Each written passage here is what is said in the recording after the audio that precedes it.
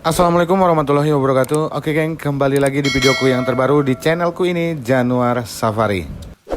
Di videoku kali ini masih sama seperti biasa, yaitu proses karbon celup. Nah, untuk medianya kali ini adalah spakbor belakang punya Yamaha X-Max. Jadi geng, sebelum kita masuk ke proses pencelupan, jadi medianya ini adalah tahap awalnya. Jadi ini kita amplas dulu medianya dengan amplas grid 320 untuk bodi kasar ini. Ini termasuk bodi kasar ya. Spakbor belakang ini termasuk bodi kasar atau plastik dashboard. Jadi di sini aku akan melakukan proses pengamplasan seperti yang ada di video ini dengan menggunakan amplas grid 320 yang tujuannya akan membuka pori-pori pada media bodi kasar ini supaya nanti cairan plastik primer nanti yang kita oleskan di media ini, karena kita sudah amplas medianya dan pori-porinya sudah terbuka, jadi nanti cairan plastik primernya bisa masuk ke dalam pori-pori di bodi kasar ini, yang tujuannya nanti biar bisa mengikat epoksi di permukaan bodi kasar ini geng, biar daya rekatnya jadi lebih kuat.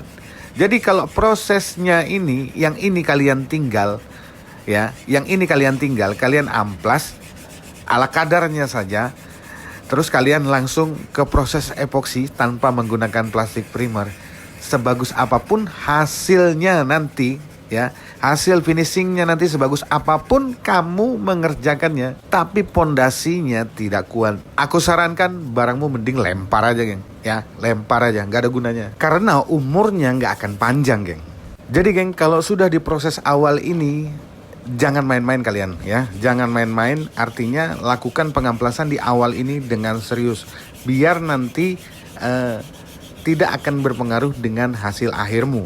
Sebenarnya biar nggak diamplas pun ya, nggak diamplas pun langsung aja sikat epoksi langsung, nggak usah diamplas lagi, langsung timpa cat, nggak usah lagi apa-apain, langsung celup. Sebenarnya hasilnya bagus-bagus aja, karena kan kita bicara hasil kan, bukan bicara kekuatan. Nah, kekuatan daya rekat ini tadi itu yang terpenting. Jadi kalau cuma hasil bagus tanpa digosok pun, jangankan kamu, aku juga bisa. Tapi bang, ngamplas itu capek bang, bosan bang. Ya iya, sama, aku juga ngalami hal yang sama, yang aku rasakan tuh sama.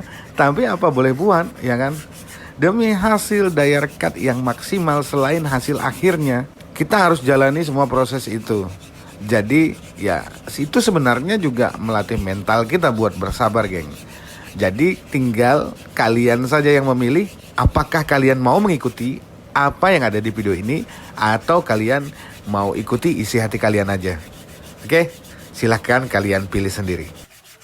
Oke geng, jadi untuk di tahap awal hasil pengamplasannya yang tadi kita ngamplas di scene video awal, hasilnya seperti ini geng.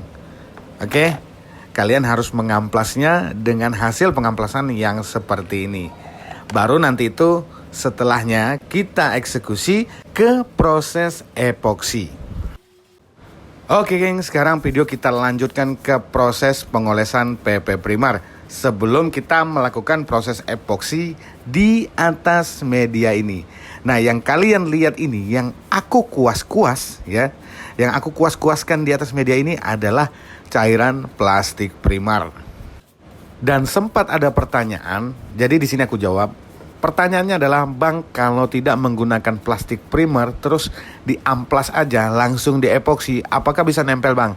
Bisa, sangat bisa sekali. Tapi daya rekatnya tetap tidak kuat. Artinya ya dia masih bisa bertahan di durasi 2-3 bulan, bahkan sampai setahun. Bisa, tergantung perawatan. Tapi kalau kita menggunakan plastik primer, sepengalamanku, garapanku ada yang sudah 5-6 tahun itu nggak keangkat sama sekali geng. Jadi tinggal kalian pilih mau gunakan plastik primer apa enggak. Jadi pilihannya ada di tangan kalian sendiri. Oke, aku sudah cukup menjelaskannya ya. Kalau nggak pakai kayak apa, kalau pakai itu apa dampaknya ya. Jadi tinggal kalian pilih. Jadi geng, setelah proses pengolesan epoksi tadi selesai, jadi ini langsung ke proses pengaplikasian epoksi. Untuk epoksi yang aku gunakan, aku pakai Lux Primer Surfacer yang warna hitam. Nah, di sini aku mengaplikasikannya 2 lapis ya. Jadi untuk di lapis pertamanya ini aku aplikasikan langsung tebal ya, langsung tebal, nggak main nggak main tipis-tipis. Jadi langsung aku basahin aja nih geng. Jadi nanti itu dijedakan lagi 10-15 menit, baru setelah itu epoksi lapisan kedua, cara penyemprotannya sama, langsung basah aja, nggak usah tipis-tipis dan apa sebagainya, langsung basah aja ya. Tujuannya apa? Untuk menutupi pori-pori dari bodi kasar ini yang ada tekstur kulit jeruknya. Jadi nanti di proses pengamplasan hasilnya spakbor ini nggak ada lagi tekstur kulit jeruknya. Artinya pas di pengamplasan nanti, pas kita pangkas epoksinya, maka hasilnya akan mulus gitu kira-kira geng. Biasanya aku sudah kasih tutorial seperti ini dari garapan-garapanku yang sebelumnya ya, yang sudah terbukti hasilnya, terus dari tingkat keawetannya itu masih ada aja bang, nggak ketebalan kayak epoksinya bang, nanti begini aduh. Ya ikutin aja kalau mau, kalau nggak apa-apa.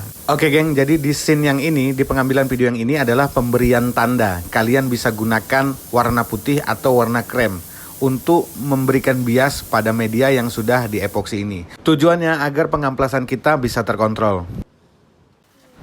Oke geng, jadi hasilnya seperti ini geng. Nah ini pemberian tandanya, kalian bisa lihat sudah ada tandanya di atas media ini, ya kan? Ada bias-bias kremnya. Di situ nanti tanda ini berguna sebagai pembatas saat kita melakukan proses pengamplasan. Nah, jadi yang kalian lakukan adalah cukup melakukan proses pengamplasannya, itu cukup menghilangkan tandanya ini saja, geng. Jadi kalau tandanya sudah hilang ya, artinya amplasan kalian sudah selesai, geng. Dan dengan tanda seperti ini bisa mempersingkat waktu ya. Ini bisa mempersingkat waktu karena kalian mengetahui bagian mana-mana yang sudah diamplas. Itu pertama. Kedua, kalian mengetahui bagian yang sudah diamplas, artinya bagian yang sudah diamplas itu tidak perlu kalian amplas lagi. Biasanya kan kalau tidak menggunakan tanda, ada beberapa bagian yang sudah diamplas, itu kalian amplas lagi. Alhasil hasil pengamplasannya itu jebol, geng.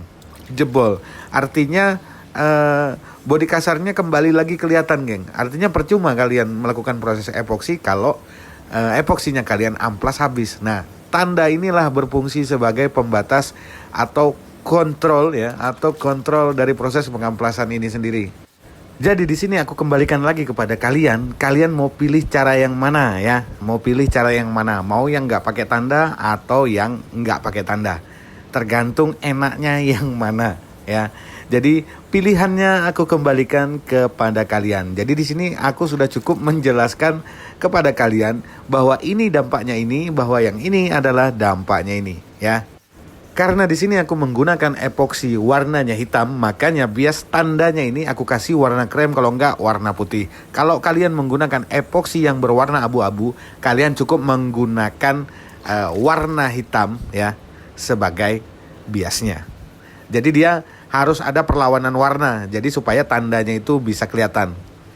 Nah ini aku perjelas lagi, geng. Kalian bisa lihat kan, di bagian yang sudah tandanya hilang itu sudah mulus loh, geng, di situ, geng. Kalian bisa lihat. Nah itu mulus kan, Jadi nggak perlu kalian amplas lagi di bagian itu, ya.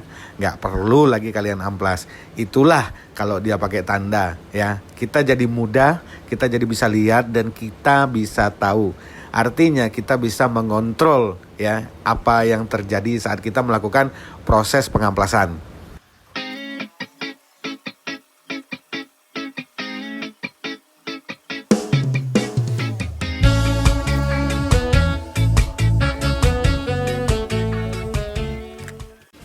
Oke geng, jadi videoku cukup sampai di sini dulu ya. Sampai jumpa di videoku yang selanjutnya.